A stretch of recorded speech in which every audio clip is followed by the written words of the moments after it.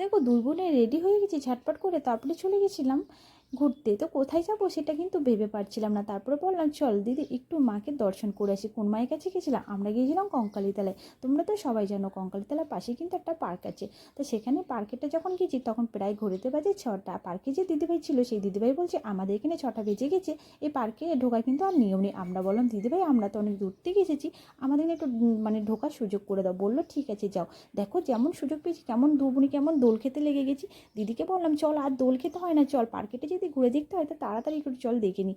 আমি এখানকার ভিডিও অনেকবার তোমাদের সঙ্গে শেয়ার করেছি, তাই দিদি তোলায় আবারও একবার তোমাদের সঙ্গে এখানকার ভিডিও শেয়ার করে দিলাম। তো দেখো তারপরে দিদি যখন পেয়ারা গাছগুলো দেখেছে বলছে ও বুনি কত পেয়ারা গাছ। আমি বলছি হ্যাঁ এখানে শুধু পেয়ারা গাছ কেন দিদি, এখানে অনেক রকম ফল গাছ আছে, চল তোকে সবটাই দেখাবো। তারপরে দেখো ওখানটায় ঘুরিয়ে তারপরে আমি দিদিকে নিয়েছিলাম পার্কের ভিতরে। তো ওখানে পার্কের ভিতরে যখন নিয়ে গেছি তখন তো অনেকটাই সন্ধে হয়ে গেছে, তখন প্রায় ঘড়িতে বাজে মানে 6:45 বা 6:30 এরকম বাজে। তোমরা আমার ভিডিওটা দেখেই বুঝতে পারছো। তোমরা কি এই ফলটা জেনে থাকো অবশ্যই কিন্তু কমেন্ট করে যেও। তারপরে দেখো আর ওখানে দেরি না করে চলে গেছিলাম মায়ের মন্দিরে। তো মাকে ওখানে একটু ভালো করে পে করে নিলাম। তো সবাই তোমরা আমার মাকে একটু দর্শন করে নাও। মায়ের কাছে এটাই বললাম, মা গো আমার সকল পরিবারকে তুমি একটু ভালো রাখো মা।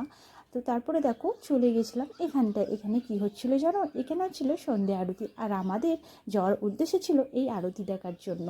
তাই আরতি দর্শন করার জন্য কিন্তু আমরা বাড়ি থেকে বের হয়েছিলাম। তা আমার সকল পরিবারকে আমি একটু আরতি দর্শন করার সুযোগ করে দিলাম। তোমরা কিন্তু কমেন্টে লিখেছিও জয় মা কালী। আর এখানে এত মানুষের ভিড় তোমরা দেখতে পাচ্ছ, এখানে সবাই কিন্তু দাঁড়িয়ে আছে কেন জানো? সবাই কিন্তু এখানে শান্তি জলে যেন, দেখো এখানে কত মানুষ দাঁড়িয়ে আছে।